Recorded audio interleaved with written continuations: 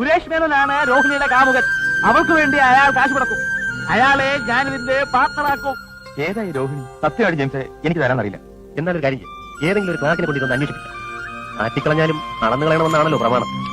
വേണ്ട, അഭിനീത, ഞാൻ തന്നെ അന്വേഷിക്കണം. ഒരു ക്ലർക്കിന്റെ വേഷം കെട്ടി എനിക്ക് ചേരുമോ നോക്കട്ടെ. ചേടാ, കടുവയെ കിടവ് പിടിച്ച കഥ. ഞാൻ സുരേഷ് മേനൻ, എന്റെ ഓഫീസിൽ വരുന്ന ക്ലർക്ക് സുധീഷ്. എന്താ വന്നത്? ഇവിടുത്തെ ഒരു ബില്ല് ഞങ്ങളുടെ ഓഫീസിൽ വന്നു. അതിനെക്കുറിച്ച് അന്വേഷിക്കാൻ വന്നതാണ്. അത് സുരേഷ് സാർ കണ്ടോ? ഇല്ല, എന്റെ സെക്ഷനിൽ വന്നതാണ്. അന്വേഷിച്ചിട്ട് അറിയിക്കാമെന്ന് വിചാരിച്ചു. അതെന്റെ ബില്ലാണ്. ഇങ്ങോട്ട് വന്നാ ഞാൻ അദ്ദേഹത്തിലേക്ക് കൊടുത്തേക്കാം. നിങ്ങൾക്ക് എങ്ങനെ അദ്ദേഹത്തെ അറിയാം? കൂടുതൽ ചോദ്യങ്ങളും ചോദിക്കണ്ട. ഞാൻ അദ്ദേഹത്തിന്റെ ഭാര്യയാകാൻ പോകുന്ന സ്ത്രീയാണ്. എന്നെ സ്വയം തീരുമാനിച്ചാൽ മതിയോ? നേരത്തെ പറഞ്ഞതൊക്കെ നുണയാണ്. നുണയാണോ? അതെ, സുരേഷ് മേനോൻ ഞാനുമായിട്ട് സ്നേഹമാണെന്ന് പറഞ്ഞത് സത്യം പറഞ്ഞാ ഞാൻ അയാളെ കണ്ടിട്ടും കൂടിയില്ല. ഇവരാരും സുരേഷ് മേനോനെ കണ്ടിട്ടില്ല.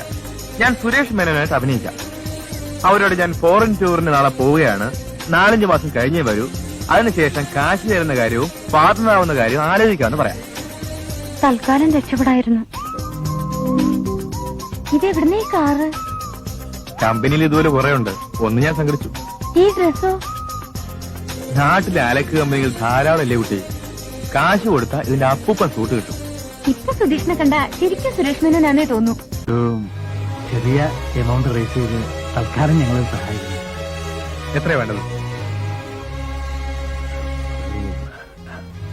50,000 രൂപ. അത്രയുള്ളോ? 50,000 മതിയോ?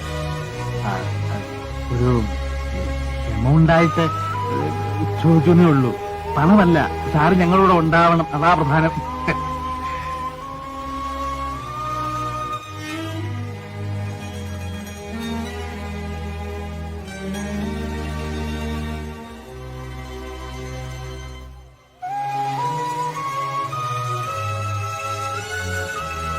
$50,000 ചോദിച്ചത്. ഇരട്ടിയുണ്ട്. അമ്പോ, 1 ലക്ഷം. ഞാൻ പാർട്ണറായിരിക്കുന്നു.